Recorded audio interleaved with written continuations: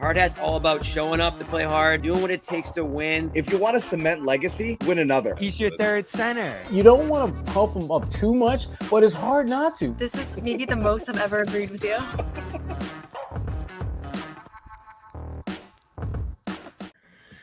Hey, Bowie Manning here. Welcome to a Friday night edition of the Garden Report. Checking in here once again this week with Sean Highkin, good friend of the Garden Report, and of course the head Trailblazers reporter over at the Rose Garden Report, which is a great subscription right now, especially as Jrue Holiday heads over there. And that's what you're here to talk about, Sean. Jrue Holiday joined the Trailblazers, which I know you went on with Noah right after the trade happened. Mm-hmm. Now, lots happened since then. One of the two guys that was involved in that trade has even done a press conference by now. Yes, we're still waiting to meet Anfernee Simons, who is over at the facility, from what I hear. Is he gonna be on the team, or are they gonna? I'm sure they'd like to find a trade because they're just trying to cut money. But I mean, is he gonna be on the team on opening night? I think so. I think that would be my prediction at this point. And I think the latest reporting that's out there points in that direction too, that they're not in a huge rush to just make a deal happen there. Right. We'll get to him in a second here. I want to start with Jrue. I don't see a destination for Simons though, just to tease it, but we'll talk about that in a little bit. But Jrue introduced in Portland, and this one's interesting because, again, I haven't talked to you about this on here since the trade happened. I'd have to imagine when it went down, it was at least slightly surprising to you that this is the direction Portland went in this offseason to go get a guy like this, especially after they had him 2 years ago. I was a little surprised, definitely, that was what happened. You know, you think when you're thinking about the offseason, Anfernee Simons, because he was going into the last year of his contract, and also because Scoot Henderson and Shaedon Sharpe both took big steps the second half of last season. You kind of figured that would be one of the guys that maybe they would look to move was Anfernee Simons. And as you kind of, to your point with the Celtics maybe not being able to find a trade for him, I just didn't really know what the trade was or what the team was that makes sense. I certainly did not have Boston on my radar, and I did not have a reunion with Jrue Holiday after he was previously a member of the Trailblazers. The story I wrote the night of the trade, I had the exact number of hours and minutes between the two press releases, but it was like 3 days and change that he was a member of the Blazers 2 years ago between the Dame trade and the trade to the Celtics. So it was definitely a bit of a surprise when that was the direction that they went with it. But honestly, like, when you start to think about it, when you think about kind of what their goals are and how they think that somebody like Jrue Holiday can complement kind of what they've already got, it started to make a little bit more sense. I'm still curious how the minutes distribution and stuff is going to go, and that's going to be something that we figure out once training camp starts a couple of months from now. But it's definitely an interesting move. Yeah, and I think it makes some sense for them because they're going in a defensive direction, right? Uh-huh. You look at their starting lineup and how they finished last year. It was all defense, and I think that's going to be their identity going forward here, especially with Klingon moving to center now with Ayton gone and some of the other moves they've made here. And I think you look at his recent history, and everywhere he's gone, Milwaukee win a championship first year, Boston championship first year. I don't foresee that happening in Portland this year. I don't either. But playoff appearance, I think that's a win for them. And I think that's their goal. Yeah, that's what he can make possible, I think. So what's their starting lineup now? Holiday, Sharpe? If I had to guess, and this is obviously, we're talking about this on August 1st and training camp hasn't happened. So there, whatever could happen.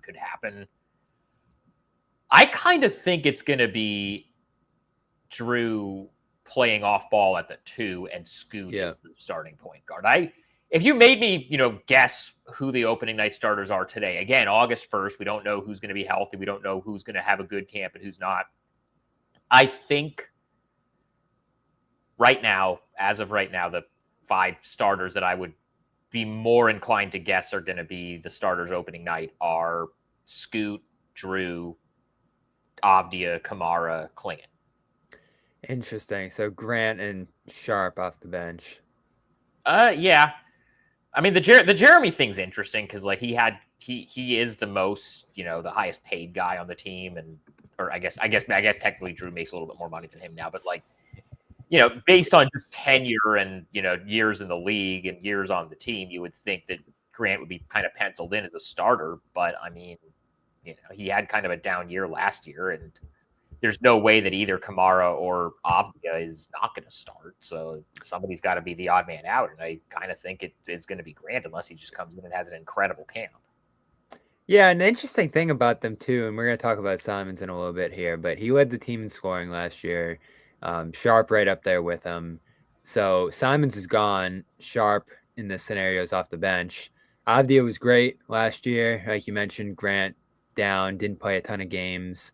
Not super efficient last year. And then Ayton's gone too, who's one of the top 5 leading scorers. So the big question with this team, obviously, is how they're going to put up points. And that's a good question. It's a great question.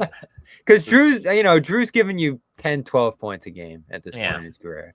Like, he's not going to fill into the scoring role Simons did here. He's just going to reinforce the defense and bring a lot of intangibles. So I guess that's probably the question from the Portland side of things here is this the right time in Holiday's career to be bringing him in? Because he took such a back seat offensively in Boston that even though we've seen him in the past have those big scoring nights, I'm sure he still has it in him if he's getting enough open shots.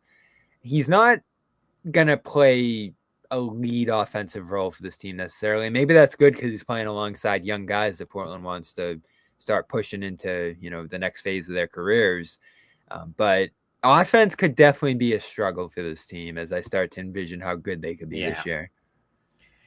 Yeah, I mean, whether it's the right time for him to come in depends on what you're bringing him in for. If you were bringing him in expecting him to be your leading scorer and be kind of the focal point of an offense, that's just not what he is, and I don't think that's what they envision him being. But just from a defensive standpoint, he's a huge upgrade over Simons, and he also can play either guard position. You can play him at the 1 with Sharp if you want to, and he can be a point guard. You can play him at the 2 and play him off ball with Scoot if you want to, and he's still good enough. I mean, his shooting took a little bit of a step back last season. That could have just been a down year. Maybe he's starting to decline, but either way, he's still a pretty good shooter. He's a good enough shooter. Yeah, he got way back up for the playoffs. He had a weird slump midway through the year, and he was I'm not that worried. Stuff. He's been a good shooter most of his career. He's going to be fine. I'm not that worried about that. But like, finished last year at 35. Yeah.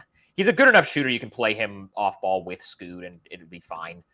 And defensively, obviously, it's just, it's night and day from Simons. So I think that from that standpoint, and also just given this was all very reinforced with when we got to talk to him a few days ago at the introductory media availability, he seems on board with the idea that he's here. Who knows how long he's here, but he's here for right now to be kind of a veteran presence and just, help bring Scoot Henderson and Shaedon Sharp and some of these other young guys along. And he seems cool with it, at least for right now. But, from that standpoint, and one of the things I said when they made the trade, and this was obviously when they made that trade, this was before they knew that Damian Lillard was going to be released by the Bucks and then would end up coming back to Portland. Ever since they traded Dame, as good of guys as somebody like Anfernee Simons or Jeremy Grant or, your guy Time Lord, who's still here, as good of guys as those guys are, none of those guys are like the vocal guy in the locker room that everybody, is the guy that everybody gravitates towards. And Jrue is one of the handful of guys in the entire league that's as good as Dame at that. So just from that standpoint, it made a lot of sense to bring him in. And honestly, even after they brought Dame back, Dame's not going to play this season. So having a guy who has that role and can, is that, veteran, guy on the bench that everybody, gravitates to, who actually can play, I think is still valuable. Is he officially out for the season? I mean, they didn't say it, but I mean, he's not going to play this year. I'd be stunned. That's how I feel about Tatum. And Tatum got hurt even later than he Yeah, did. no, Lillard, it would so. be silly for both and for Halliburton. Obviously, Halliburton was obviously way later. Halliburton's This was ruled the out finals, already. but no, a torn Achilles should be a full season. When you do it, when you have the injury in the playoffs, it should be a full season injury. But it's you think about and I've been like I have a mailbag coming out next week where there's some stuff about this with regards to Dame, but the one guy that we can think of that came back from a torn Achilles and was basically the same guy that he was before the injury was Kevin Durant. And he missed how long? 18 months, like which some of that was because of COVID, but like he missed that whole next season. And then like he came back at the beginning of the following season, which started in December because of COVID, everything got pushed back. But when he came back, he looked incredible. He looked like Kevin Durant.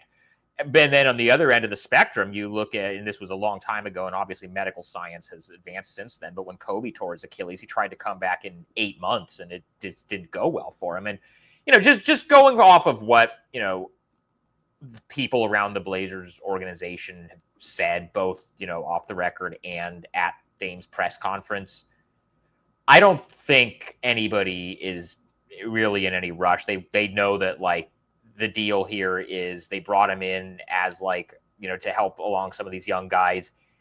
He's going to play, they still see him as a high level player, the second and third years of this contract. We'll see, what he looks like after the torn Achilles. The track record of guys his age coming back from that injury is great. But I definitely got the impression that they're not going to do anything short-sighted as far as his recovery. So I'm just, until I hear otherwise, I am operating as though Dame is not going to play this season.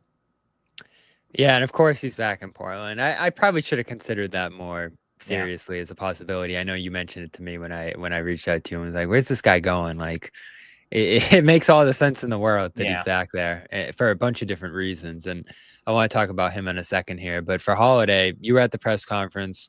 I know he mentioned, and Brad has said this too, that he got a call early.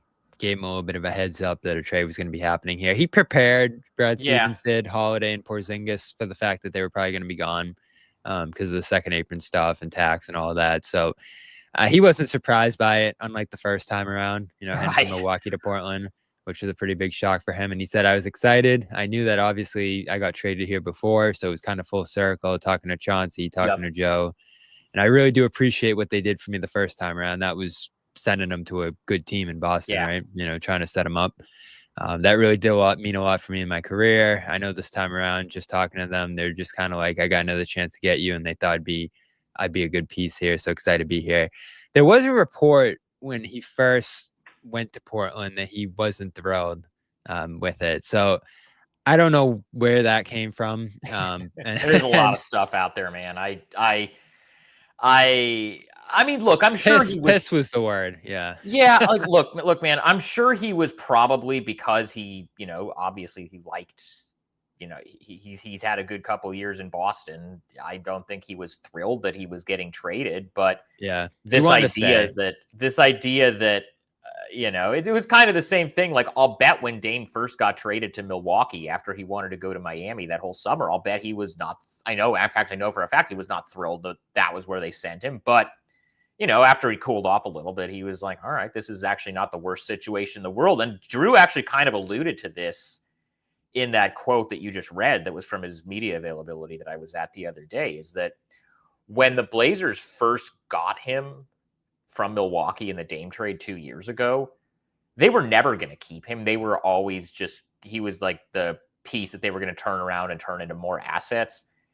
And Jrue has been very open about this publicly in the past, with you guys in Boston, with, you Boston media. I don't remember if this was a group thing or a one-on-one thing, but I remember either Jay or Jared, one of the Athletic guys, had a story about this a couple of years ago, that basically as soon as he got to Portland, Joe Cronin and Chauncey Billups said, look, we know that, you still have a couple more years left of being, a high level guy that, you want to contend. We want to give these young guys some time. This isn't the right fit. Let's work together and get you somewhere where you want to go. They could have just said, we don't care where we send you. We're just going to send you to the highest bidder. They worked with Jrue and with his agent and with his family to say, okay, this makes sense. This, this is a fit. This is somewhere that I'm open to going. And I would say that worked out pretty well for both sides because Jrue got a ring and a pretty big extension out of it. And the Blazers got back with Malcolm Brogdon. I mean, the Time Lord thing is, he just unfortunately might be such a bummer because of the injuries. That just might be, unfortunately, that is what it is. But Malcolm Brogdon and the 2 picks that they got from Boston in that trade were the assets that they sent to Washington a year later for Denny Avdia, who was their best player for a lot of last season. So basically they traded in the end, they traded Jrue Holiday for Denny Avdia. And so I would say that kind of worked out well for Jrue. It worked out well for the Celtics because they got a championship out of it. It worked out well for the Blazers because they ended up getting Denny a year later out of it. And so there was already some goodwill because Jrue was appreciative of the organization for saying, even though we're not going to keep you, we want to help you get somewhere where that's actually a good situation for you. And so then when this time around, when they traded for him and the sell was, hey, we had a better year than expected. We're trying to take the next step and become a playoff team again.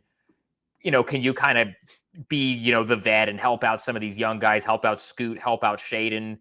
Because Jrue already has positive feelings towards the organization because of how they worked with him the first time, that I would imagine made him a lot more amenable to, what the situation is now. Yeah, definitely. And then on a championship contending position now, which is the killer probably from his standpoint, because, he's in the late stages of his career at this point, and this could feasibly be his last team. We'll see. Obviously, he signed for 3 more years here at this point. Yeah. And that's what Boston needed to get off of, most importantly, this summer. And, we'll see what he has left. Again, I think late in the season, he started resembling himself a little bit more than the slow start he had. There was that game, a very infamous game early in the season where the Grizzlies left him open to take like 24 shots. He had a pretty rough night that night shooting. But the defense was still there. He didn't play a ton last year, and I think he'll be good. Last summer, he's playing in the Olympics, and he's playing a pretty sizable role on that team after the championship run. And then to start the following year, he just seemed banged up. Like he had put on a lot of miles that previous year. Always this happens year, with the guys that play in the Olympics. They're always and coming to the next. he had a sizable role on that team, significant one. So it made sense that he was a little down last year. But what is he, 35 this season? Yep. In his 17th season. I mean, he was playing in 2010 back on those Philly teams with Andre Iguodala and Evan Turner. Like he's been around forever at this point. And, the defense is always going to be there. There's always going to be a leadership component with them. But again, the offense, he went from 48 to 44% from the field last year. You knew he was going to come down from 43% from 3, which was just ridiculous that championship year. He was so good that season. Comes down to 35, and that was up a little bit from where he was earlier in the year. Playoffs, got off to a solid start, got hurt pretty quick, had the hamstring. He was decent in that Knicks series where they lost there. He finished the playoffs 48 from the field, 34 from 3, 10 points, 4 assists, 4 rebounds. So he's like the ultimate complementary piece. And like you said, there's a professionalism to him. There's a respect and a leadership factor that's almost unmatched around the league. So I have no problem with a team like this saying, all right, we're trying to take the next step. Let's just get a adult or 2 between him and Lloyd in the room like this. Yeah, the Dame thing coming on the table, that was a little bit. And again, like I said, Dame is not going to play this year. So one of those 2 guys is actually going to be able to contribute on the court. And that's the thing I keep kind of trying to tell people is that, yes, the Blazers do like what Jrue brings as far as like the leadership stuff and the mentorship stuff and the locker room stuff and all of that. They still think, and I think this is probably going to still be the case, to your point, he was kind of banged up last year and he had the Olympic stuff. They didn't just bring him in because they were like, oh, we need an adult. They brought him in because they like the fit that he has with their other guards and with what he can actually bring on the court. And, obviously he's the kind of guy Chauncey likes as far as, mentality and, focus on defense and all that kind of stuff. It's like the exact type of guy that Chauncey has always gravitated towards. So just from a fit standpoint, even besides, the off-court stuff, the on-court stuff they thought was a fit too. Yeah, definitely. And I think that could work if the other guys continue to evolve their games, grow, all that sort of stuff. Scoot specifically, because they're just Yeah. gonna need someone to lead this offense, and he's gonna have to be the guy, probably more likely than not. Especially if it's gonna be him in the starting lineup over a guy like Sharp and Grant's We'll coming see. off the bench and all that. See what happens So, with training camp. yeah, for sure. So Holiday seems content there. The big thing for Boston, though, like it's 32 this year, 34 next year, million, 37 player option in 2028 when he turns 37. When this trade first happened, my reaction was, thank God they got off this deal. Like, I think they just had to get off that deal. And it's not a devastating contract. Like, No, it's 'cause he's still 21% of the good. cap this year. Yeah, as long as he's still good, it's a good contract. Now, who knows what happens at 36 when Lillard comes back, and then 37 is really that year where this could be the big risk for Portland. But Boston brings back Simons, and that's been an interesting saga since it happened here. I want to talk about that. Because that's the other side of this trade here. First, I want to shout out Prize Picks because it's summertime, but Prize Picks is still the best place to turn your sports knowledge into cash with millions of members. Prize Picks has made daily fantasy sports accessible to all. You just pick more or less on at least 2 players for a shot to win up to 2,000 times your cash. Run your game all season long on Prize Picks. Available in over 30 states. It's the best place to win cash while watching sports. So join millions of users and sign up today. You got women's basketball going on right now. Hoping Caitlin Clark will be back soon, but you got Asia Wilson, Onescu, all the different stars on the court over there this time of year, along with baseball. And Alex Bregman's back here in Boston, and Ohtani's playing every night. And there's just great ways to play. They have the flex play, which means you can still cash out even if your lineup isn't perfect. Football is coming up as well. Love that time of year over on Prize Picks. But right now it's basketball, it's baseball. You can combine the 2 leagues. Maybe put Asia on your team as well as Ohtani on any given night here. More or less on hits, home runs, rebounds, points, assists, all that. And they put their members first, so all withdrawals are fast, safe, and secure. When my picks hit, I can get my money in as quick as 15 minutes. So sign up today and get $50 instantly when you play $5. You don't even need a win to receive the $50 bonus. It's guaranteed. And tonight it is Flex Friday, so you can hit that flex play and still cash out even if your lineup isn't perfect over there. So go check out all the weekly promotions. Taco Tuesday coming up as well. Discount on select player projections up to 25% to add even more value to your lineups. You're going to get the 50 instantly when you play $5. That's with code CLNS over on Prize Picks. Code CLNS to play 5. Get 50 instantly over there. So go check that out. So Simons comes back in this trade. You mentioned it. They haven't introduced him. I find that obviously interesting with all the reporting and indications that they've looked to move on from him here. Hasn't happened. I'm not totally surprised by that because, one, I'm sure Portland explored moving him at different points and didn't do it up until this point.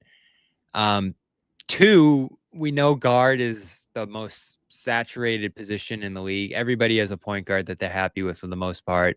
I think maybe every team does if you go up and down the league. So not everyone's itching to add a guard making $28 million this year and who needs a new contract. And who knows what the value will even be on his next deal. And this, looking back on it, probably is more than Portland would want to pay, especially in this new CBA environment here. So they moved off him in this trade. He was obviously a big part of what they were doing for a couple of years there. And now the Celtics have to decide, all right, is this guy going to be part of what we're doing going forward, or is this just going to be part of that slow reduction of salary here? And it feels like the latter, which is unfortunate because I do find him intriguing as a player, and I do find him intriguing as a fit on the Celtics, because when you look at the amount of threes they take, when you look at the way they create shots, and he's definitely capable of creating some long distance threes and shooting them in droves efficiently. I'm interested in watching what it looks like, at least to start this season. And like I said earlier, I think that's where this is going to go, that you have to start the year with him and maybe build up his value and just see what the interest is. Maybe other needs open up around the league later in the year, or teams want to make an upgrade or a playoff push. I think a lot of it will depend on where Boston's at too. Like, are they going to start the year strong and maybe be better than people think, or are they going to sink and have injuries and head toward a tank here? Because I think that's where you're moving off them close to the deadline if you can. What they obviously don't want to do is attach draft capital to move off his contract here. And I'm sure those opportunities have been available, and that's just not what they want to do. So I have no problem with starting the year with them. And in fact, there's not a lot to be excited about in Boston this year. And this is actually one of the guys I think fans can be interested and intrigued by and maybe fall in love with to start this year. Yeah, so I don't know if he's necessarily a fit for the Celtics long term. Yeah. But I think this is a pretty good situation for both sides for this season because, Tatum's not going to play this year. Nobody thinks they're going to be real contenders. Like maybe they could get into the playoffs in the East as a play-in or a low seed if they decide not to pull the plug. I have them in like that 7, 8, 9 range. Right Yeah, now, in the West there would be no chance, but in the East, like the East is so bad outside of the top 3 or 4 teams that I think that just being competent will be enough to get them kind of in that play-in mix. But it's a good offense for him because they just, to your point, they do such a good job of creating open threes. He's going to get a ton of those, and we know he can knock those down, and he can also just create a lot of them for himself. So I think the spacing is going to be a really good fit for his game. And it's also just a good opportunity for him because he's going to probably, outside of Jalen, he's probably going to be the primary offensive option on this team, right? So there's a lot of debate right now of whether he should start or Peyton Pritchard should start. And I lean Pritchard just because he's been here and I feel like he's earned it. But there is an argument to start Simons and have Pritchard stagger against second units because he was so good there last year, and that's where he's thrived throughout much of his career, obviously. Yeah. But either way, he's going to have plenty of opportunities to score a lot and put up a lot of numbers. And he's got a contract year coming up. So it's not the worst opportunity in the world for him to kind of build his value. And I'm like you, I don't really know what his value is going to be on the open market because guys like him that, kind of undersized score first guard who's not a great defender, like those types of guys do not have the kind of value that they used to have. Look at this summer. Colin Sexton went for Nurkic. I'm trying to think of what other guards moved in trades this summer. It's Clarkson, a lot of those types Clarkson of guys. Got waived. Jordan Poole got salary dumped. Yep. It's a lot of those types of, I guess, the Bulls are kind of still figuring out whether they're going to pay Kobe White or not, or, what that's going to look like. So there's just a lot of that. His type of guy is not the thing that's super in demand right now anymore. You look at the types of guys that succeed in the playoffs, and it's, versatile wings. It's, good defenders. It's, it's really, honestly, it's a lot of the types of guys that the Blazers have targeted to build their post-Dame roster. Like guys like Toumani Camara and Denny Avdia and, I guess Jrue Holiday can kind of be put into this because he plays a bunch of different positions and he's he's a strong defender. But then, you look at Oklahoma City or you look at Houston or some of these up and coming teams that are they have one guy who's like the scoring, the main scorer on the team, but then there's also they have so many of these, in Oklahoma City, it's like J-Dub and Case Wallace and Lou Dort, who are just, can defend all these different positions. And then in Houston, it's Amen and Tari and Jabari. It's all these different guys. That's more the types of guys that teams think is valuable right now than a guy like Anfernee Simons, as good as he is at what he does. So what is his game? What does he bring to the table? What role was he playing in Portland? As I look at the numbers here, he was 42 last year from the field, 36 from 3 on the 8 attempts. He's been shooting 8-9 threes a game. Yeah, for the last three years now, scoring 20 points a game. So he's just been an offensive engine for a team that hasn't been great offensively overall. Around 5 assists a game too, which is pretty impressive with only 2 turnovers. He's gotten better as a playmaker, yeah. So yeah, there's a lot of possibilities for him offensively. He's only turned 26 this season because he came into the league so young. 70 games played last year. That's a nice stat. I always generally been pretty durable, yeah. So there's a lot to like here, and even some of the analytic numbers you look at offensively are just so good. But Portland was worse with him on the floor because of the defense, obviously. Yeah. I think on a good team, he's a sixth man. The last few years, when he was. I guess when he was in Portland early on, when Dame and CJ were both still here, he was coming off the bench. Been there for a while. Yeah, 2018 draft. When they traded him, he was, I guess if you don't count Dame being back now, he was the last player left on the team that Neil Olshey drafted. Mm-hmm. They completely turned the roster over in the time since Joe Cronin took over as general manager about 4 years ago. But after they traded CJ at the 22 deadline, he was, for a lot of that time, he was starting at the 2 alongside Dame and kind of playing off ball, which, given his shooting ability, he has the ability to do that. And then after they traded Dame, he obviously kind of took over as the start.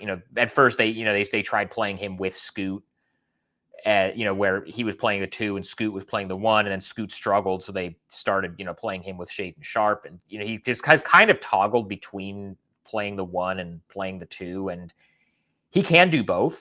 He has the ability to do both, but his superpower is shot creation and knocking down those off the dribble threes, and he's phenomenal at that, and he's going to have a lot of opportunities to do that in Boston. I actually think it's a pretty good fit. Yeah, for sure. And we've just been so spoiled by the defensive aptitude of this team going back years and years and years now. So it's just going to be interesting to see how they deal with. When the whole rest of the roster is good defenders, you can have one guy that you have to cover up. Like you can have 1 or 2. You can't. The center thing's going to be interesting, right? Because they don't have a ton of rim protection. They don't have a ton of reliability at that position in general. Now, Nemesh Keita, who cool. hasn't played much. Awesome. Who hasn't played much. It's amazing. You go from Horford, Porzingis, it's Cornette, who was great last year, to Keita, Luka Garza, who's mostly played in the G League. And Blazers Summer League champion Luka Garza. Was he? Yeah, in 22. He was on that team with like Jabari Walker and Trendon Watford. Yeah. So that's how much he's been floating around. I didn't even know he was on the Portland Summer League team. Yeah. But yeah, it's going to be an interesting season for everyone involved, because everyone's just going to have to do a little bit more. Like Pritchard maybe starts. Brown is obviously leading this team now. So that's the other good thing for Simons is as many questions as there are in this roster, they still do have a lot of offensive creators, and that could open him up more than even he was able to play in Portland. And, I think Joe's a pretty good offensive coach. He's going to find some ways to free up guys playing with more pace. And I'll say this about him too, and this is another thing I'm interested in with him, is like he is an athletic, fast player who just plays with a ton of burst. And they haven't he won a dunk contest. Yeah, and they haven't had, like, as good as they've been in recent years, and you saw it especially this last season, and Brad has talked about it, they just weren't very fast last year, and they slowed to a halt into the playoffs. And so this season, they're obviously going to be worse, but I do think they can end up playing a more entertaining brand of basketball where they're playing up and down a little bit more. Jalen obviously loves to play that way, and he's going to be in control now. Pritchard's another guy who loves to fly, and Simons fits into that, a little more athletic. I'm interested to see the defense because it feels like he has the tools to be a little bit better on that end. And was it just being on a losing team, not having a ton to play for these last handful of years, going back however long that's rebuild's been going on there? And does he just end up in a better system now? And again, it's hard to say that because this team's just turned over so much now in Boston, but they've been a pretty good defense over the years and have had a lot of good principles on that end where maybe they figure out a way to get better results from it on that end. Because one thing I'll say is that Joe's going to get frustrated with guys not being in the right places or right positions defensively, and he could fall into that a little bit here if that continues. Well, he does care about that perception. He has talked to us many times about knowing that he has a reputation as not being a good defender and wanting to change that, and thinking it's not fair to him and thinking it's not like he's not a guy that just like does not care about defense and just doesn't even try to be better on that end. But it's just, at his size, it's just there's going to be some physical disadvantages in most matchups that he's going to have, and that's just the reality of it. So yeah, I agree that he has the athleticism to not be terrible on that end. It's just I do think that given some of the other personnel that the Celtics have and how many good defenders they have, I do think it could put him in a position to either be covered up for a little bit more or be able to have to do a little bit less and be able to be more successful at that. It's not like it's not like a Trae Young thing where like you just know going in that he's just going to be a complete zero on that end of the floor, and that just is what it is, and it's always going to be like that. It's always been like that. I don't think that's quite the case with Simons, but just the physical limitations with his size are just they are what they are. Yeah, and you can try to hide a guy. You can try to put him in positions where they're not getting exposed as consistently on that end. I think Joe and company will do a decent job with that too. That'll probably determine a lot of what they're doing with the lineups here as well. But personality-wise, I know I listened to you talking about Noah about it. It just seems like more of a quiet guy. Yeah. He's not a huge personality, but he's a good dude. He's everyone gets along with him. Yeah, and that'll fit. It will be interesting with this room because I'm thinking like Derek's still here. Jalen's Jalen. Kate has been a good fit in this room too. Like Hauser's been there for a while now, but the turnover on this roster is just incredible this offseason when you think about Horford going out, who's been there on and off since 2016. Jalen's been there that long for sure. Tatum's going to be there, but he's not active, obviously. So that's a little bit of a different dynamic. So there's still enough continuity here roster-wise, especially among the leadership. But it's going to be different, and there's just going to be a different play style that they have to embrace. They're going to try going into this year to be competitive. Like, I have every sense that that's going to be the case. But I don't know. Like, I'm curious your perspective on it. There's a lot of pessimism about how good this team's going to be this year, and I think people are just used to the Celtics being pretty good, fans especially, and believe that this is going to be fine, at least. The over-under's 43. I think that'd be fine. Like, if they get to that, like, I think that would actually be a solid season for them. 43 could be like a top 4 seed in the East. Yeah, but you do look at the depth of this roster, and if there's one significant injury, even for a couple weeks, could be a hard hit here. And like the 5 teams, I tweeted this out last week. Milwaukee, who's just in complete flux. Indiana, who obviously lost their best player too. Miami, who was really bad after the Butler trade last year, especially on offense. And I guess I'll throw Philly into that mix too, who was obviously just really bad in general last year. We just don't know how healthy PG or Joel are going to be. Like, PG has already had a surgery, and Joel is going to have to be managed for the rest of his career with, like, it's. If you assume Detroit and Atlanta are going to be pretty good. Yeah. Then you've got New York, Cleveland. So that's like your top 4 or 5 right there. Orlando as well should be in that mix, I think. And then that next 5 teams are going to be your 6, 7, 8, 9, 10. Yeah. And if you're 10, like, you're into the lottery if you're losing the play-in. And if you're 6, you're a pretty competitive playoff team, in the East at that point. So that's the range for them. I don't know if you want to stack that up or just give your thoughts on Boston in general going into this year, but what do you expect then? Well, somewhere in that kind of 6 to 11 range, if everybody stays healthy. Like, I think the Celtics are just competent enough that, like, you look at some that they most of these guys have. Obviously, Tatum's not going to play, and Jrue and Porzingis and probably. If Tatum was playing, it's a whole different conversation. Well, right. If Tatum is playing, then they're not. We're not talking about them as like maybe a play-in team. Like, if Tatum's playing, then we're putting them in that top group with Cleveland and New York and Orlando. But like, this is still a team. Like, most of these guys have been playing together for a while. They're well coached. They have a system. They have a higher just baseline level of competence and consistency, even without Tatum and with some of these other guys getting traded. That, like, because Jalen's still there, Derek White's still there. Like, they have enough. Jalen's gonna have to be great. Yeah, in a new role too, because Jason's just been there every day for years now, and like, to go from a guy who never misses games to missing every game, it's pretty jarring. I mean, it's tough. I mean, it sucks because Jason was like pretty much the identity. Like, he was, but anyway. So like my point is, like, if you're starting from a base, even with Tatum out, you're starting from a baseline of they have the coach they have the kind of supporting guys they've had. They've all played together for a number of years.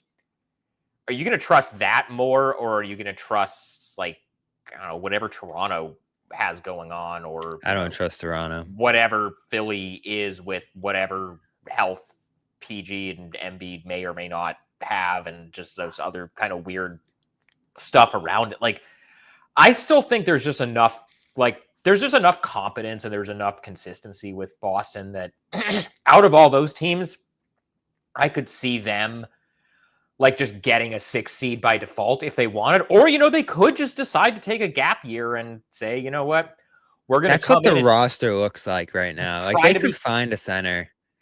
They'd be like, we could come in and try to be competitive to start the year, but if it's not really happening, then, suddenly whatever's going on with Jaylen Brown's knee, suddenly maybe he's going to have to miss some time for that, or they can do something that the Blazers actually got very good at doing over the last few years. Is, this guy who's out for 2 weeks with a ankle injury, he could be out for 4 or 5 weeks. It's fine, and then hope that the gap year thing kind of pays off and they can kind of do what Memphis did a couple of years ago, or New Orleans, or some of these teams where like they don't, or like what Philly did this year, where like they were a playoff team. They had the season from hell with injuries. They ended up with a 3rd overall pick. They end up taking VJ Edgecombe, and now whatever they're going to come into this season trying to be competitive again. That's the best case scenario for Boston. Is they don't have a great year this year, but then they get one of these lottery picks, and then next year Tatum comes back healthy, and they go from there. I could see it going that way. I don't think they're going to try to force it in that direction, but if they get to like January and they're 10 games under 500 or something, then they might suddenly again start saying, well, Jaylen Brown could miss a couple extra weeks with whatever minor knee thing he has, or, we could do some stuff to just make sure that they kind of stay in that, top 5 to 7 range in the lottery. Like, it could go that way. It could just organically go that way by the end of the season. Yeah, and that's how you want to see it happen, is organically, because you don't want to force You don't want to do what like Utah and Washington and I don't think Charlotte. you can, even if you tried. It doesn't work. There were there were all these Blazer fans this year because they won 21 games last year and they picked 7th. This year they were terrible the first half of the year, and then when they started winning, a lot of Blazer fans were like, "Well, they're messing up the lottery odds. They're not, and then it's like the fans are so obsessed with the lottery. Go into the lottery. You go into the draft. I was in the actual drawing room for the lottery. The 2 teams that were the most egregious tankers this entire year, Utah and Washington, they both fell back all 4 spots that they could have fallen back. They were picking 5th and 6th. So they threw away entire seasons for those picks. They still don't have the guy. Meanwhile, Dallas, who made one of the stupidest trades in NBA history, but were not like the top 3 are just unfathomable. Like San Antonio, they had no aspirations to tank last year. And Philly, I mean, there were probably a lot of people who had them as the 1 or 2 seed in the East. Right, and they're picking 3rd. the year before, and I mean, obviously, it's not the same draft. It's not a draft class that has like Cooper Flagg in there, so people don't really talk about it as much. But Atlanta had the 10th best lottery odds when they got the number 1 pick. So like, which that was what the system was designed to do. It was designed to disincentivize teams from just throwing away an entire season like Utah is doing, or like. And it's crazy that teams are still doing it, and they keep failing consistently. Brooklyn last year, like Brooklyn got off to a good start. I think it's great. Yeah, I think it's great that stuff doesn't get rewarded because, let me tell you, man. Like I understand from like a coldly objective mathematical standpoint that it is the quote unquote correct thing to do, but like having covered it the last few years, it sucks. Like you do that for a certain number of years in a row, fans check out. Like they're like, oh, these guys aren't going to put a competitive product on the floor. Like, why should we watch? Why should we buy tickets? Like you have to think about it from that standpoint too. There was this one stretch of back-to-back games in March of this year in Portland. And this is when the Blazers were still going for the play-in after they had kind of had that unexpected hot streak. So they were trying to win these games. On back-to-back nights, they played Toronto and Washington. And Toronto was up 6 in the middle of the 4th quarter. And they pulled Scotty Barnes and Jakob Poeltl for no reason. And then they ended up losing the game. And then the next night, they played the Wizards. And Middleton and Smart both did not play the second half, which is whatever. Like the veterans on a young team not playing the second half of a game in March, I'm not going to kill a team for that. But Alex Sarr, the number 2 overall pick in this most recent draft, did not play after like the middle of the third quarter because they were clearly just like trying to make sure they lost the game to get. And it's like at that point, it's like, what are we doing? Like, who's this helping? What's this doing? Yeah, it's tough to watch too late in the year, and then you're questioning like how much of those late season runs are legit by some of the teams that went on those tears, like Blazers among them. Absolutely. Chicago went on a little bit of that too, and then they flamed out. How good are the Blazers going to be this year in your mind? As we look at it here and adding Holiday and some guys taking steps, 8 out the door. I don't know. I've always see what Yang Hansen is. See, dude. We've gone this far in. We haven't even talked about Yang Hansen. That's the story. I'm excited to talk about him because you and Noah were with me at one of those summer league games that he was playing, where it's just like a couple different plays that he made. We looked at each other and we're just like, okay, this could be something. So this thing's so crazy, and I don't know how much he's even going to play this year. Oh, he'll play. I'm glad because so Klingen's probably going to be the starting center, but they bought out DA. Yep. Your boy Rob, as we've talked about many times, is just never healthy. And even if he is healthy, he's not going to play back-to-back. He's probably not going to be able to play more than like 12 to 15 minutes a game. So there's going to be minutes for Hansen. And, Klingen is probably not going to play more than like 25, 28 minutes a game. But so Hansen's going to be able to play. He's going to get minutes. Why not, right? Because they want to win this year, but they're also trying to develop, and the only way you develop is if you play. And there's probably going to be some growing pains for him, but it's just so crazy to me. I obviously had no idea who he was going to the draft. I read about him late. I talked to one of the draft guys. I think it was Rafael Barlow. Because Rafael was the one guy that was like in that like draft scout analyst circle that actually was like pretty hot, like had him as a first round talent. I think he said he was his favorite center in the draft. And you're talking about Calc Renner and all these Maxine Reynaud and all those different guys who are in this class, even Malak and some of the others there went to Phoenix. This guy, you look at all the draft boards and it's like 40, 35, 45, like he's just floating around that second round area. And then I remember watching the draft and it got announced as Cedric Coward, right? Yeah, because they did a trade with Memphis. Yeah. And so I actually thought they drafted Coward, and I was like, wow, this is great. Like another defensive wing, like another big, maybe can be more of an offensive piece for them down the line. Like I love that fit for Portland. And then it's like, oh, they trade him for Yang Hansen. And it was like, what? Everybody's reaction. Everyone's immediate reaction was, what the hell are they doing?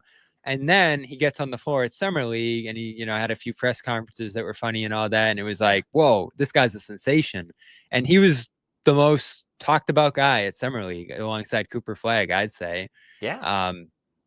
You've had a blast covering him so far. Like this is just about to be a whole experience. And he's got to be good, right? Like you don't want this to just become a thing where it's like, he's this like, he's a meme, right? Exactly. Yeah. Like the what the hell, like the what the hell stuff. Like that's funny, but the thing is, I think he's the thing that I think was encouraging was it's so hard for bigs to look good at Summer League, just in general. And he looked good, and he looked good in ways that were like a lot of the turnovers that he had were passes, like entry passes that he threw that some of their Summer League guys couldn't get to, that Shaedon Sharpe or Denny Avdia are going to get to. Yeah. And, the rebounding is there. The rim protection, I think, was even a little bit better than people thought it was going to be. The thing that really impressed me about him covering those games, and you were with me for one of them, like we just said, he doesn't, when we were sitting baseline, which is close enough to hear what's being said on the floor, he basically doesn't speak any English at all. He has a translator with him. But he knows enough basketball terminology that he was talking to guys, calling stuff out and directing guys and like calling out defensive coverages and yelling like cut or get back. Like he knows enough of that type of stuff that even though he doesn't speak English outside of basketball, he can still communicate on the court. And the fact that he was, vocal in that way already with the language barrier, that. And the other thing about it is that, like, it seems like, you know, you saw some of the passes that he was throwing, and that's just like kind of his favorite thing to do. He's like an unselfish guy. He seems like he's a guy that guys are going to have fun playing with. Yeah. So, but and also just the thing about, you know, how much of a sensation it is, and B, like, what the bar is for him to be good. Like, think about this. There have been 8 players, not counting him. There have been 8 players from China that have ever played in the NBA. I'm talking about Chinese, like born in China. So like not like Jeremy Lin. That's like a different thing. But like 8 players from China that have ever played in the NBA. The only one that's ever done anything is Yao. Yep.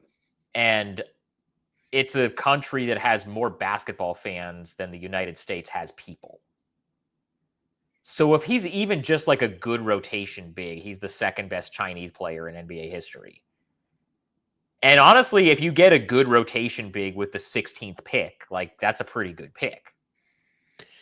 Yeah, and what I love too is like the passing stuff you're talking about. That's going to be the way he makes it. Is you know, the Jokic thing's silly to throw around because it's just like it's not going to happen for anyone. He plays like that though. Like, I know. Is he as good as Jokic? Obviously not. But you can understand why those comparisons were there. He's kind of one of the first guys coming up in this generation where they can say, like, Jokic was my guy. He has talked about, like, Jokic was his favorite player as a kid, which makes me feel really old. But like, he's taught, like, you know, there's like now going to be a new generation of kids coming up that are like, Jokic was their guy in the same way that like Kevin Durant was Anthony Edwards' guy, or somebody, you know, LeBron was a bunch of people's guys, or like a lot of the guys were Kobe guys growing up, or, you know, whatever the case may be. Like, we're just now starting to get to the point where Jokic has been in the league long enough and playing at the level that he's been playing long enough that there were kids like Hansen who are coming up saying, Jokic is my guy. That's who I want to play like. And it's going to be really interesting to see that. It's not the worst guy to emulate, especially when you're that size. And, you know, if you have that passing ability, and, you know, I don't know how good he is or isn't going to be, but I after I watched that summer league, I came away from it thinking, okay, he's going to be an NBA player. This is not going to be like a, and it's been so interesting to me the last, you know, month and a half since they drafted him, just kind of figuring out, you know, why he was so off the radar. And the thing that I think I've kind of gotten to is just that the Chinese Basketball Association is so hard to evaluate, and it's not that accessible. Like, if most international prospects that you're talking about, they get like drafted in the first round, they're from France, or they're from, you know, one of those Balkan countries, or they're from Spain or Greece or whatever. One of those countries where, like, all those EuroLeague games, all like those different, like EuroLeague, Eurobasket, like all the different like domestic leagues in Europe like that, you can watch most of those games like on the NBA app. Like, they make those games very easy to watch, and it's also like team scouts go over there all the time just to watch these games. So those guys are like known. The Chinese Basketball Association, you cannot watch their games outside of China. They are not shown anywhere. So it's not even easy. So it's hard to even find like reliable just game film if you want to scout one of these prospects.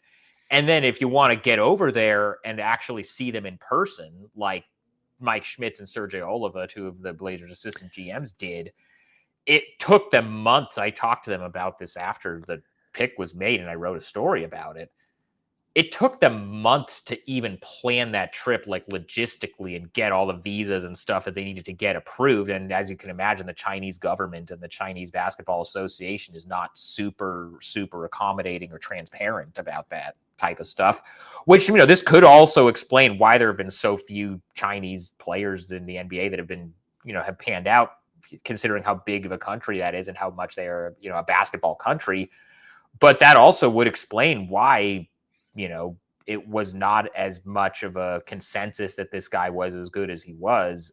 That was the biggest thing you heard. We just don't know, given the competition over there.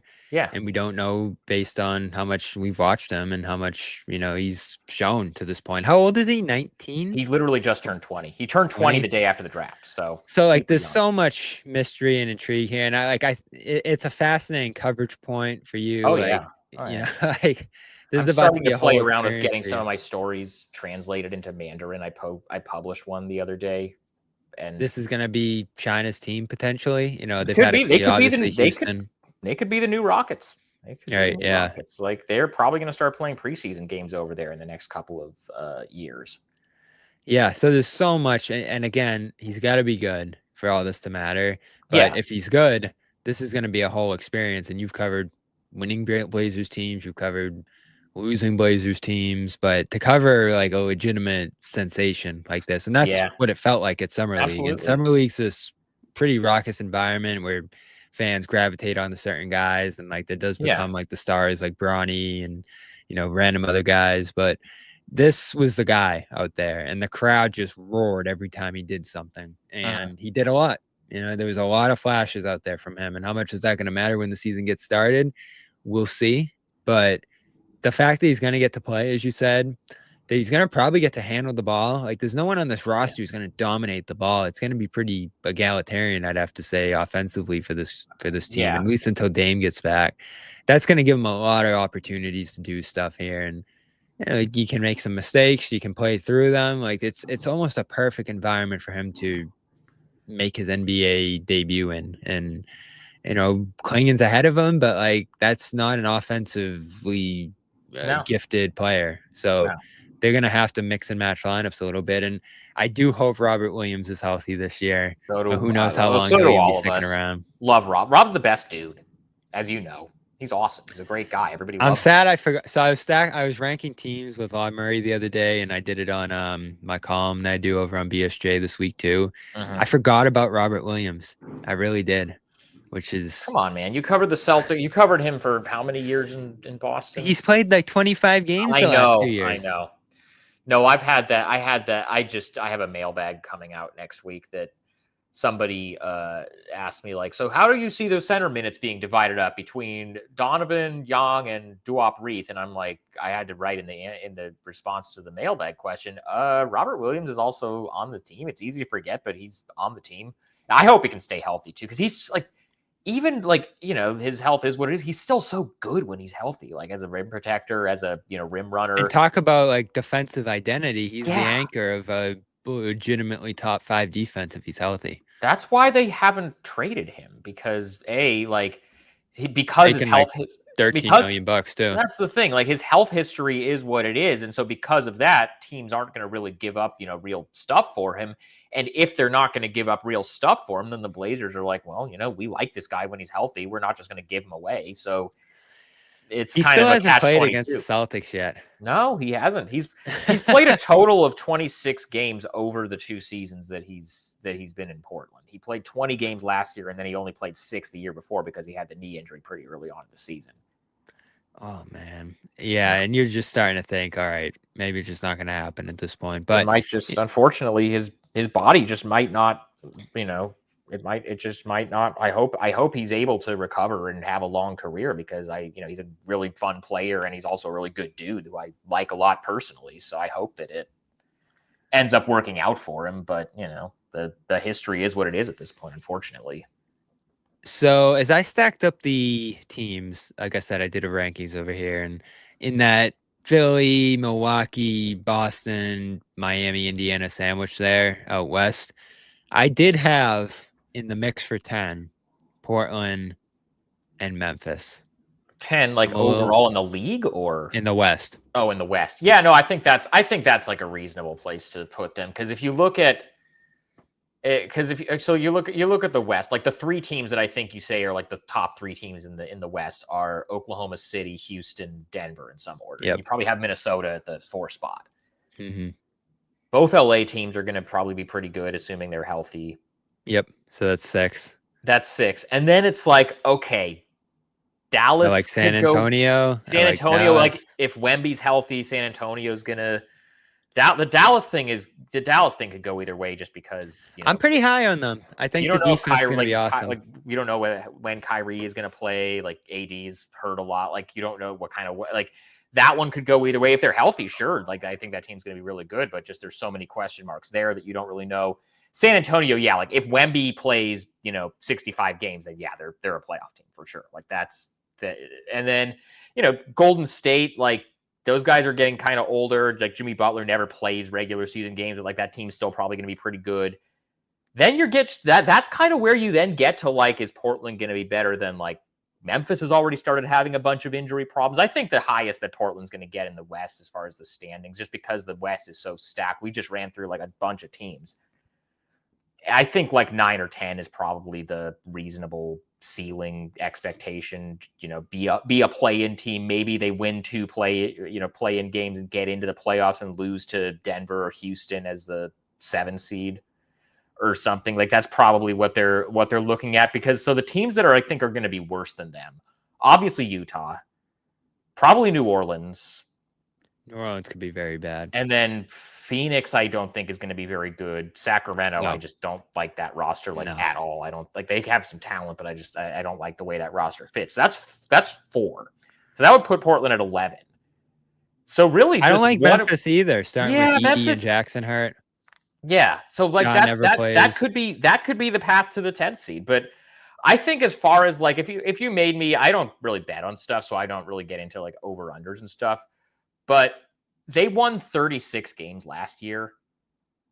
I think it's going to probably be roughly the same number of wins this season, but I just don't think it's going to be like they were so bad the beginning of the season and then so good the first half. I see 33.5 for them. That's their over under. Yeah. Yeah, I'd probably take the over on that, but probably not like super over that number. I think like 35, 36, like right around where they were last year, but just more evenly spread out throughout the season, not being terrible the first half of the year and then going 23-18 the second half. Like I think it might be more of like a normal 36 win season, like in terms of like when the wins happen. That's kind of where I have them in the West. Yeah, they got Pelicans 31.5, Suns 31.5. That's way too high for New Orleans. Then of course, well, yeah, it's always helps with them. And then Jazz 18.5. Yeah. I mean, the health thing too, it's like there are just certain teams where it's like, oh, if they're healthy, but they're never healthy. And and then even above these guys as far as talent, like Dallas is one of those teams where like, yeah, Dallas on paper looks like they could be really good, but like Kyrie, 39.5 for them. You don't know if Kyrie's going to play this year, or if he does, he's not going to be back until like March. Anthony Davis was always going to miss time because he's always hurt. As good as Cooper Flag is, like, is he going to be a guy that's driving wins as a rookie? Like maybe he could be, but it's just a kind of, like, I think the ceiling for Dallas is higher than Portland, but I don't think it's sure. They still have a lot of question marks as far as like in the immediate term. I'm a defensive guy, so I love Portland. I love what they could do this year. And then, the offensive people will be like, well, how are they going to score? They got to figure out how to score. I don't know what that's. I have no idea. Where'd they finish offensively last year? Not high. I don't have it off the top of my head, but they were. Are you looking it up or you want me to? Yeah, I'm going to pull it up. Yeah. I'd have to I'll bet it's bottom half of the league. I'll bet it's bottom 10. So I got the playoff ones here. Regular season, Portland came in at 22. Yeah, that sounds about right. Heat Sixers range. Yeah. And then their defense was 3rd worst the first half of the season and 3rd best the second half of the season. So that's a pretty extreme swing in one season. I think they have the 16th. Yeah. Well, yeah, because they were bottom 3 the first half and top 3 the second half, finishing right around the. I think they have the talent and the personnel to be a top 10 defense. It's just the offense is the part where I don't know. Well, they're 2 interesting teams. They're probably in similar ranges as the numbers bear out right there. And I am a little disappointed before we wrap it up here. I do want to hear how Lillard ended up back in Portland, because I was all for the idea of the Celtics signing him. And Tatum recruited him. They made an offer by our reports, and they probably couldn't offer much because Portland ends up giving him 18 a year here. And that's a great offer for him. I know Milwaukee's going to offset some of that with the $22 million. Actually, really? He's getting all his money from the Bucks. He got the mid-level exception, basically, like starting salaries around 14 for his deal with Portland. So so they weren't mentioned in a lot of these reports when he got released by Milwaukee. I think a lot of the talk was Boston, Golden State. I thought that made a lot of sense for him, and then the Lakers, which I didn't really see. Portland, though, again.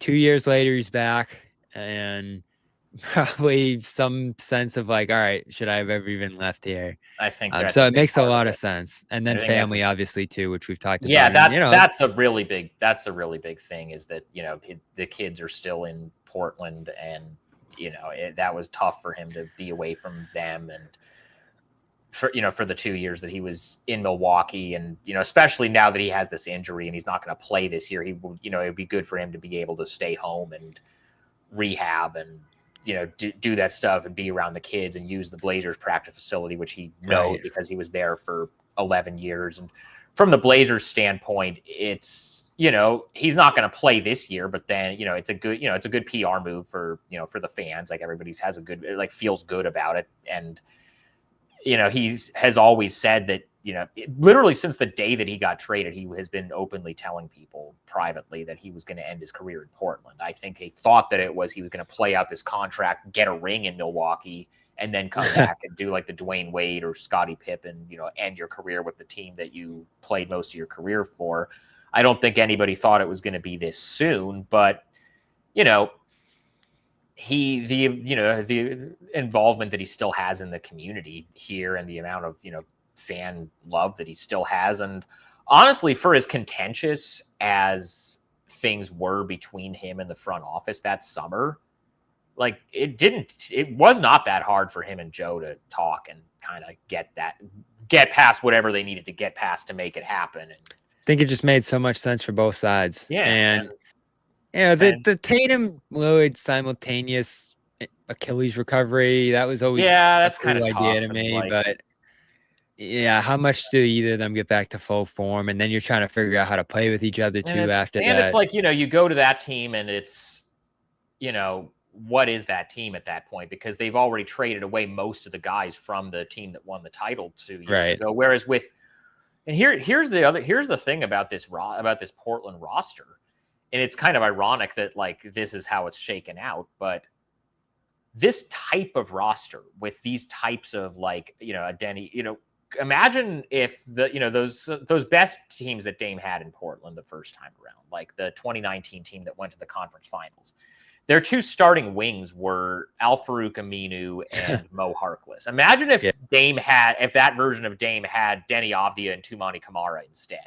Or, like, that was, like, around that time, that was, like, after Nurkic had the leg injury. He was never the same guy after that. But, like, instead of, they kind of tried to do something with, like, Myers Leonard was in there. They tried to get Celtics. Who was the starting center that was West Finals? Ennis Cantor. Was it really? Yeah, it was Ennis Cantor. It was. Oh my God! Celtics legend. This was back before he changed his name and before he used to just go back and forth between Portland and Boston nonstop. Yeah. But imagine if instead of that, like, center rotation where it's just like they're trying to put together whatever they could put together, they had Donovan Clingan.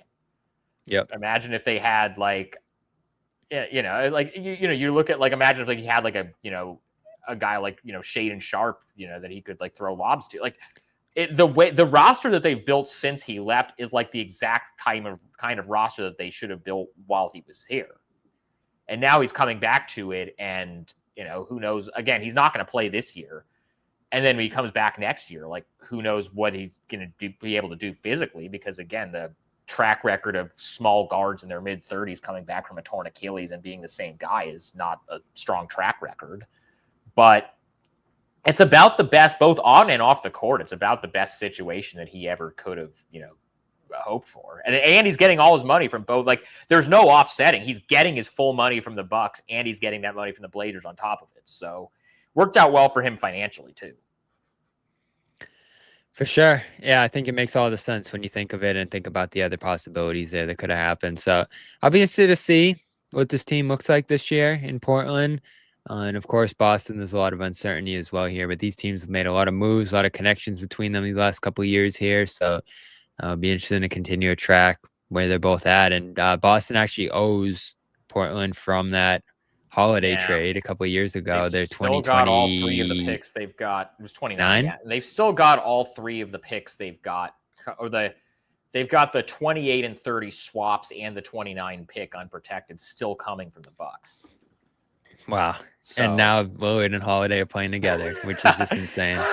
I mean, it worked out well for it. Really, the whole thing worked out well for everybody except the Bucks, because the Celtics got a ring out of it after they did the Holiday thing. The Blazers got a lot of picks and stuff, and they ended up getting Dame back, and they got Jrue, and it's really just the Bucks that lost in that trade.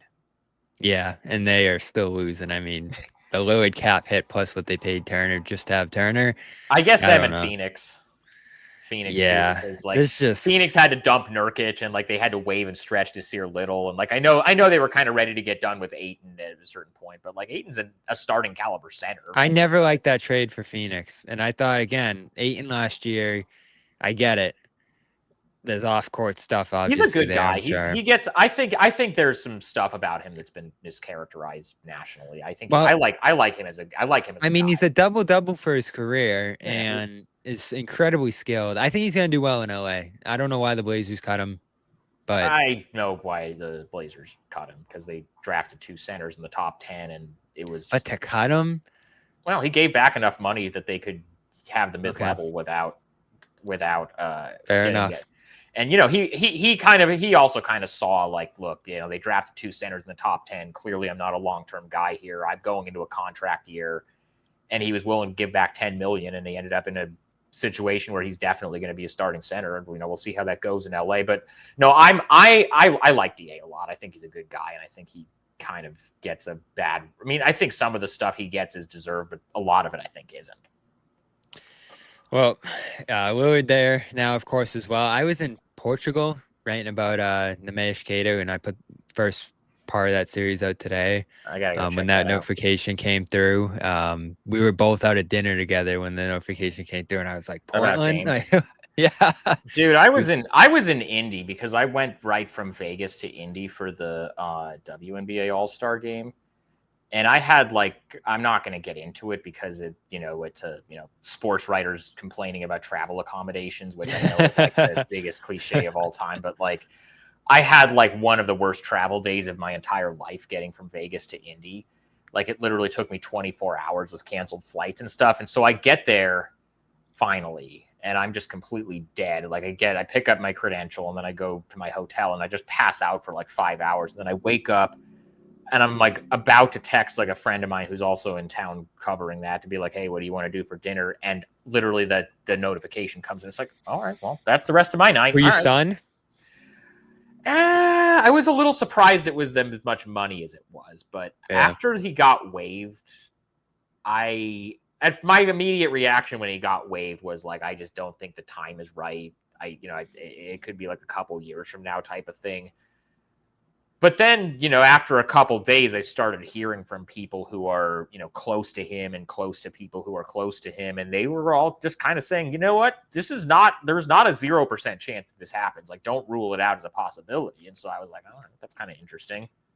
Yeah, my first thought was I should have thought of this. And you mentioned it to me, so you already put it in my head. But yeah, I mean, the kids is is a really big that's if he just wanted to go somewhere to ring chase, he could have gone to Houston, or there are other places he could have gone. But, being it's a young up and coming team that has talent that actually fits around him, and B, gets to be home with the kids while he rehabs. I think it was going to be hard for anybody else to beat that. Well, of course, check out all of Sean's great coverage. How many years have you been covering the Blazers now? 7 or 8. This is about to be my 8th year, I think. Yeah, and you can get that in Chicago before that. Yep, you can get all that coverage over at the Rose Garden Report over there. And there's WNBA coming soon as well, right? Yeah. What year are they going to start? Next year, 8 months or whatever, whenever next season starts. And they started up a pretty good thing down there in Golden State. So yeah, maybe these dual city things are going to continue to capitalize on those fan bases. We'll see if the Portland expansion rollout how that compares. It's been messy, huh? So far it's not really measuring up to the standard that Golden State has set, but it's been interesting to follow for sure. I saw Golden State's coach. She's pretty close with Missoula and the whole Boston staff. Yeah, she was at one of their practices in Vegas, and very nice. She's probably going to win Coach of the Year. The Valkyries might make the playoffs as an expansion team, which is crazy. They're the most fun team to watch in the league. She's to awesome. me. Every time they're on, I want to see them play. Yeah.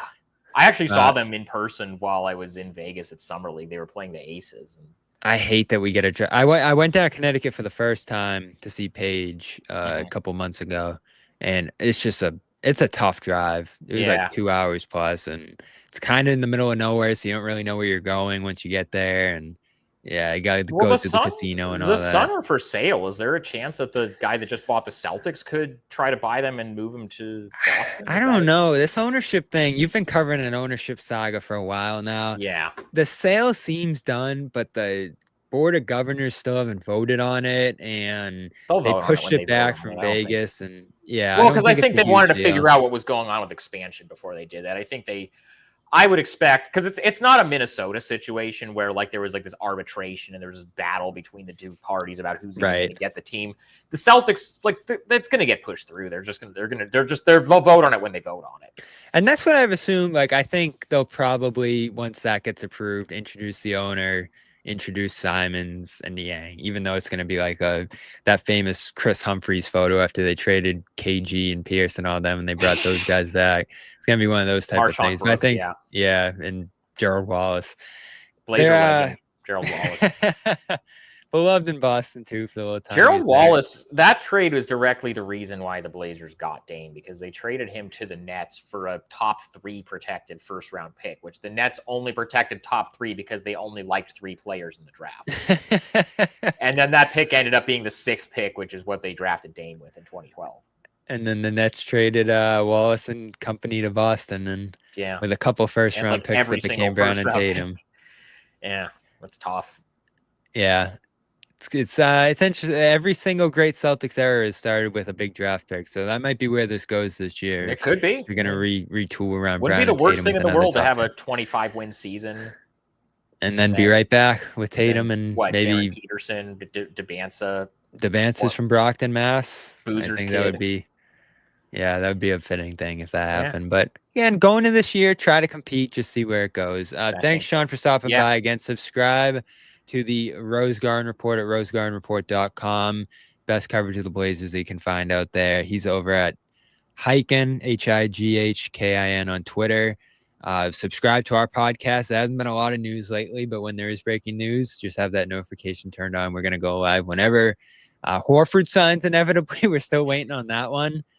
Somehow here as August begins, and a couple other things floating around. Ben Simmons maybe to Boston. We'll see if that ends up coming together. Small stuff at this point, but we'll react to it if it happens. And subscribe to the Patriots stuff. They just had a big scrimmage down in Foxborough as their training camp continues. Patriots Press Pass, Bruins Ringside. Subscribe to all the channels. And CLNS Media for all the pressers, interviews. We got the Kate interview coming up from Portugal. And I think we might get talk to Payne Pritchard on Sunday. He's doing a camp in Boston here, so try to catch up with him. A Portland guy, no less. Yeah. Another connection here. West Lynn's own and the University of Oregon.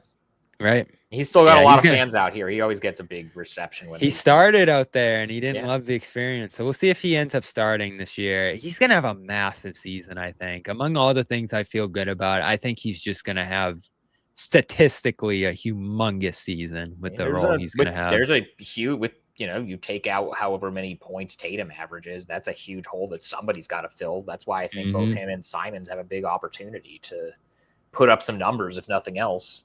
Yep, for sure. So looking forward to that. Looking forward to the schedule will be coming out later this month as well. We'll see when these teams are all playing each other. Holidays return to Boston, Porzingis, all the rest. When a lot of guys leave town, they come back for the first time. Maybe Rob will play actually in that game too. So looking forward to all of it. I think training camp's probably just like 2 months away at this point. So we're getting there through the off season. Still some more stuff to come. Thank you, Sean.